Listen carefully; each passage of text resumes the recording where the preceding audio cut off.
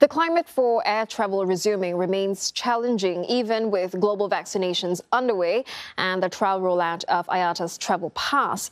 New COVID-19 variants have emerged, with some countries still reporting record numbers of daily cases.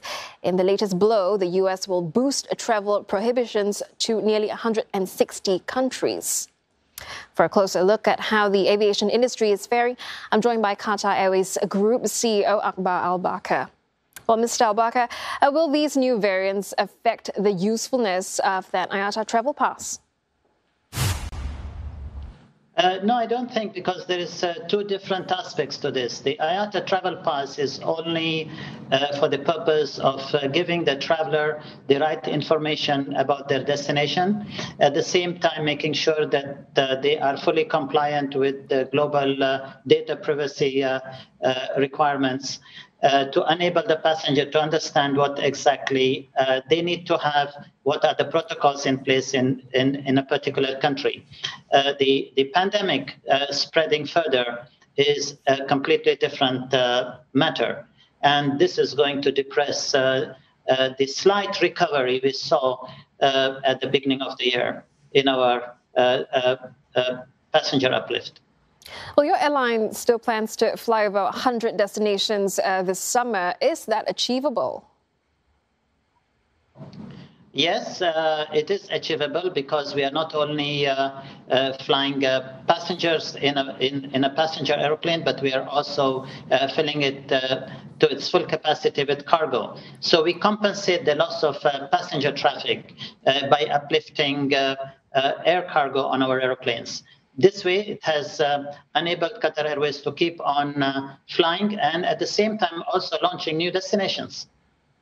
Mr. Al Baker, do you think air travel will be more expensive long term as airlines pick up, extra health costs? No, I don't think so. I think that will not be the case. The extra health cost is on a passenger and not on an airline. The airline, of course, requires to put hygiene and safety protocols in place, which we already have and we already had before the pandemic, to make sure that our passengers are flying in our airplane in a very safe and hygiene environment. Also, some industry watchers have said business travel will never return to pre-pandemic levels. So what are airlines doing to fill that dent? I don't believe that.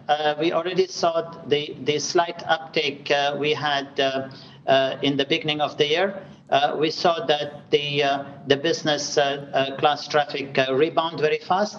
People still want to go from A to B in comfort. There are people who are high net worth. There are still businessmen who have got fed up by not meeting their suppliers and their supply chain face to face, and they want to travel. So we don't see that that would be a problem.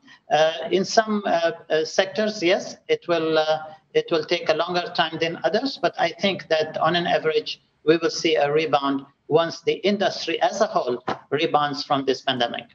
Then speaking of rebound, what is Qatar's target for returning to pre-pandemic capacity? I don't think that that would be possible for at least the next 3 to 4 years. It is not only for Qatar Airways, but I think for the industry in general, to get back to the 2019 levels will take quite a period of time, especially that every single day we are keeping on getting bad news on the mutation of the virus, and more countries closing down once they have already reopened. And I expect that there will be more waves, maybe 4th, 5th, 6th waves in certain countries as the time goes by. All right, thank you so much for that. Akbar Al Baker, Group CEO of Qatar Airways.